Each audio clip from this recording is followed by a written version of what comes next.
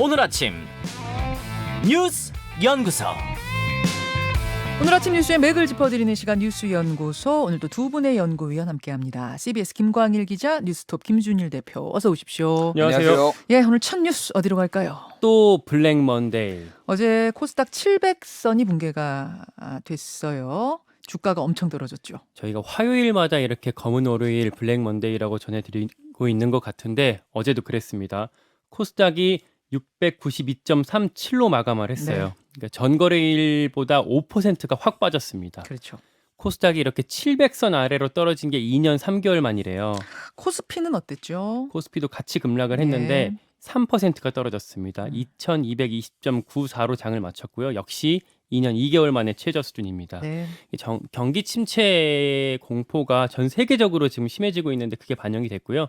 특히 우크라이나 전쟁이 확전 양상을 보이면서 금융시장도 크게 위축하는 모습입니다. 환율이요? 킹달러 현상이라고 얘기를 많이 하고 있는데 더 심해졌어요. 원달러 환율이 1,430원을 돌파했습니다. 1,431.3원에 마감을 했고요. 이것도 이제 전거래일 종가보다 22원이 올랐습니다. 예. 네, 그리고 금융권에서는 1,500원대까지 갈 수 있다 이런 관측들이 나오고 있어요. 이게 예. 영국 파운드화 그 가치가 폭락한 게 이제 주요 그 원인으로 꼽히고 있는데 감세 정책을 내놨거든요. 50년 만에 최대로 이렇게 내놨는데 이걸 하게 되면 국채를 찍어야 되고 근데 오히려 그 효과보다는 물가만 더 커질 수 있다 이런 관측이 나오면서 파운드화 가치가 37년 만에 최저치로 떨어졌습니다.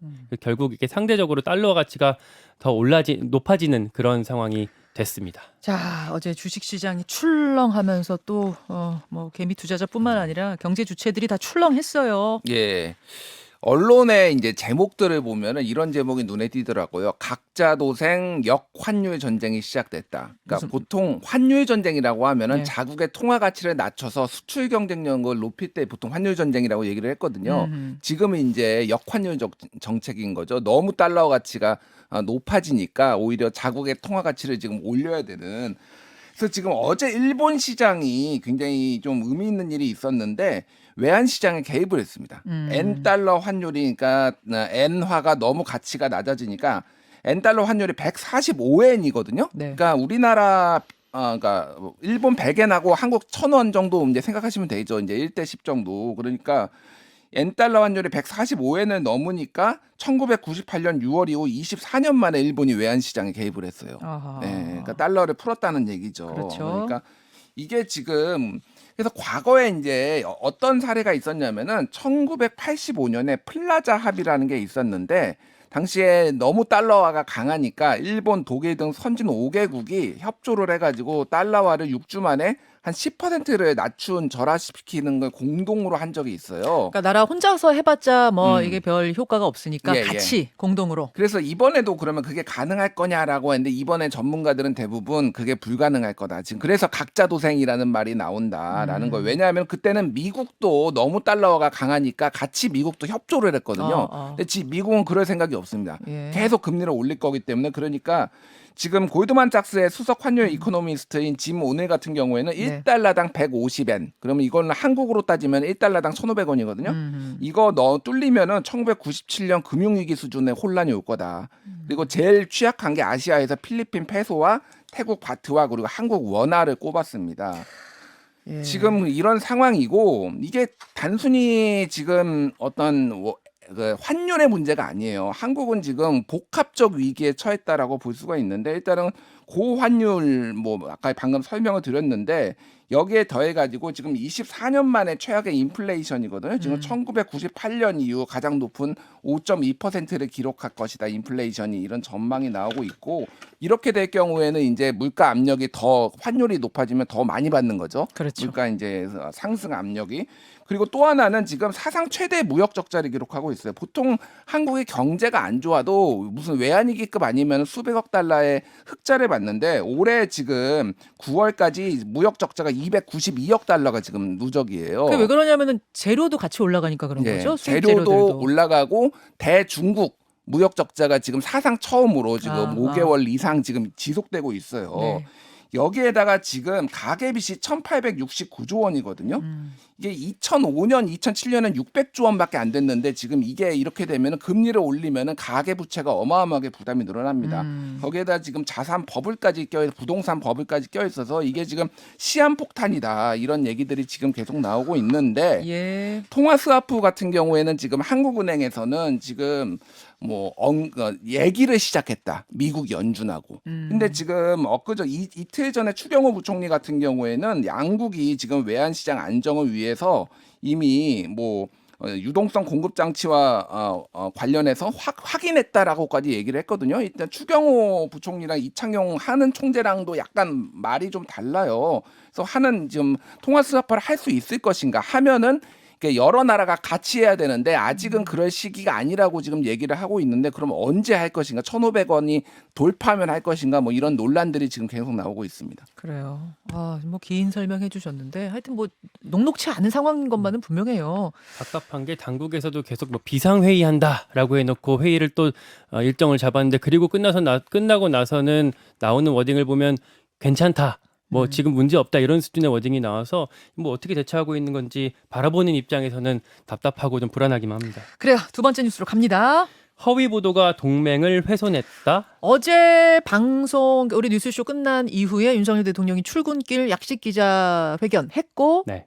거기에서 어떤 발언을 할까 다들 궁금해했는데 결국 사과가 아니고 이 동맹 훼손에 대한 진상 규명을 요청했어요. 일단 나와서 제일 먼저 질문이 있기 전에 순방외교 성과에 대해서 한참을 읊었어요. 그리고 나서 기자들이 비속어 논란 있었는데라고 이제 물어보니까 거기에 대해서 논란이라기보다는 이렇게 말하겠다라고 얘기를 하면서 말문을 열었습니다. 이 내용은 직접 한번 들어보시는 게 좋겠어요.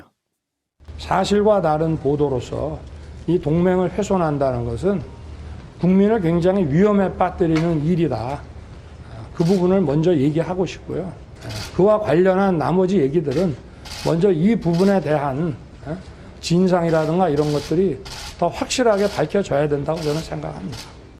네, 들으신 대로 진상 규명까지 언급을 했고 사과나 유감 표명 이런 건 없었습니다. 직접 언론에 화살을 돌렸습니다. 그럼 이제 허위 보도가 동맹을 훼손했다는 이야기를 해석해 보자면 날리면인데 바이든이라고 자막 따라 보도를 한 게 허위 보도다 이거고. 가짜다 이 말이죠. 그렇게 하는 바람에 한미 동맹이 훼손됐다 이런 얘기가 되는 거예요. 그건 언론의 탓이다 이렇게 우리가 해석을 할 수가 있겠고 이 도어 스태핑 이후에 여당은 일사불란하게 움직였습니다. 네. 어제 했듯이 마찬가지로 MBC 때리기로 이제 논점을 좀 흐리는 전략을 계속 이어갔고요. 고발하겠다라고 이제 으름장을 놨습니다. 국회 과방위 소속 의원들이 이제 기자회견을 했는데 MBC 박성재 사장 사퇴 요구하고 사장 보도본부장 해당 기자 등 관련자들을 허위사실 적시에 의한 명예훼손으로 고발하겠다라고 했고요. 방통위 연중에 제소하겠다라고 했고 또 MBC에 오늘 항의 방문하겠다라고 얘기를 했습니다. 예. 더해서 김행 비대위원 같은 경우에는 동영상 처음에 이제 반디캠이라고 해갖고 이제 클립된 영상이겠죠. 거기 가처분 신청까지 내가 당에 요청했다라고 언급을 했고요. 국민의힘 소속의 이종배 서울시 의원 같은 경우는 이제 개인 차원이었겠지만 아예 고발을 했어요. 고발장을 냈습니다. 경찰에다가 명예훼손이랑 업무방해로 냈고요. 여기에 대해서 민주당 이제 반응도 우리 지켜봐야겠는데 이슈를 놓치지 않았습니다. 이제 같이 따라갔는데 오늘 박진 외교부 장관에 대한 해임 건의안을 발의한다고 합니다. 의원총회에서 당론으로 발의할 거고요. 공교롭게도 오늘부터 사흘 동안 이제 본회의가 잡혀 있거든요. 이미 네네. 그 여야 원내 지도부가 이미 합의된 상태로 잡혀 있는데 그래서 모레 해임 건의안이 민주당이 이제 만약에 하기로만 하면 실제로 가결될 수 있습니다. 단독 처리 가능하잖아요, 지금. 해임 건의안은. 네, 과반이면 되거든요. 네. 그래서 열 수가 있고 이렇게 해임 건의안을 내게 되면 물론 이제 이거는 윤석열 대통령이 거부하면 이제 끝이지만 네. 해임 건의안을 내는 것 자체도 20년 만에 처음이라고 합니다. 건의안이 통과되는 것도. 예.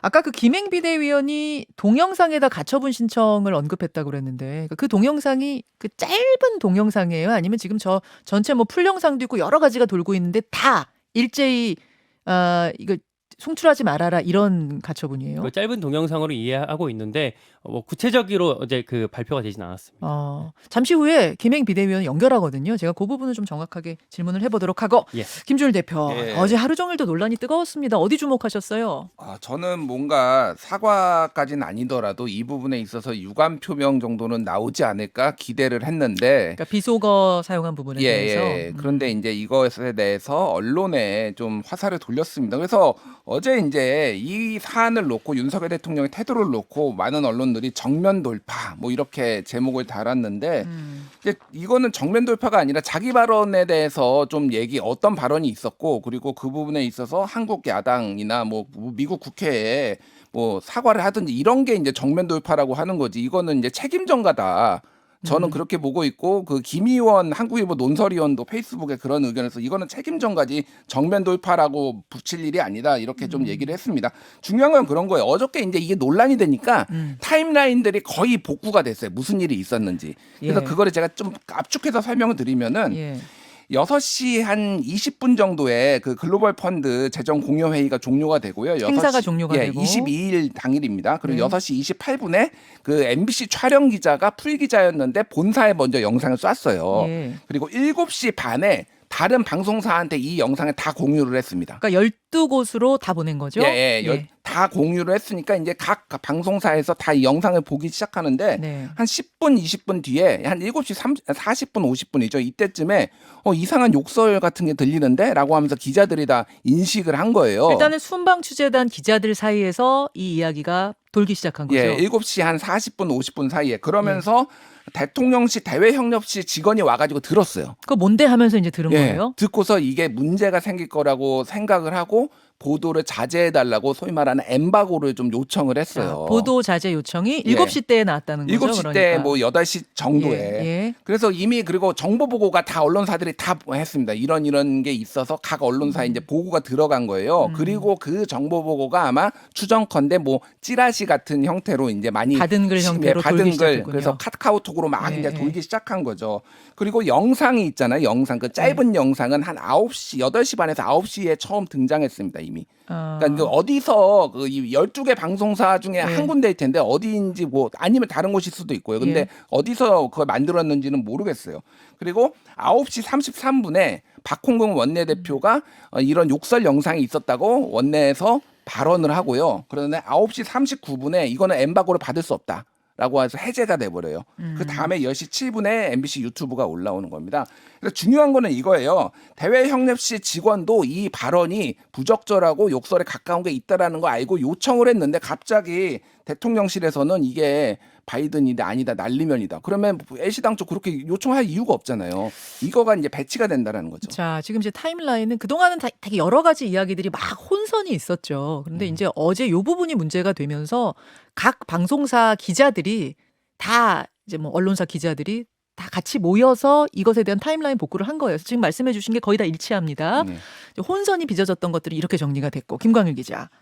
예, 유감 표명이 있었으면 좋았겠다 말씀을 주셨는데 사실 왜 없었겠어요 그런 논의들이 대통령실에서도 이제 어제 도어 스태핑 하기 전에 전날 밤 이후부터 밤새 어떤 논의가 있었고 경론이 벌어졌었다고 합니다. 네. 그런데도 이제 결과는 이렇게 나온 것 같고 국민의힘에서도 사실 겉으로 보이기에는 아주 그 강한 워딩들이 나오고 있지만 사실 그 내부에서 좀 자제를 촉구하는 얘기들도 있어요.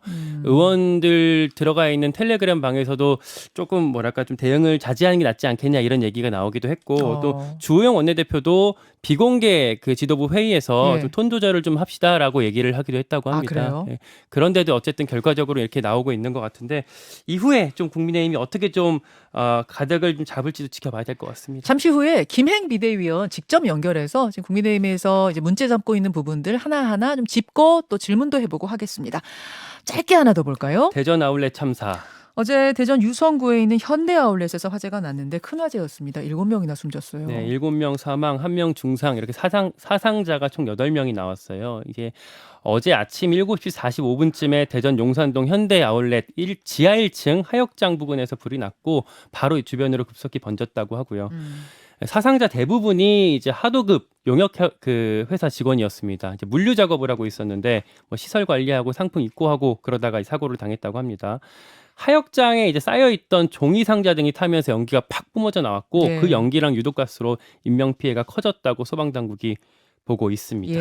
예. 참 안타까운 사고 여기까지 보겠습니다. 두 분 수고하셨습니다. 고맙습니다. 김현정의 뉴스쇼는 시청자 여러분의 참여를 기다립니다. 구독과 좋아요, 댓글 잊지 않으셨죠? 알림 설정을 해두시면 평일 아침 7시 20분 실시간 라이브도 참여하실 수 있습니다.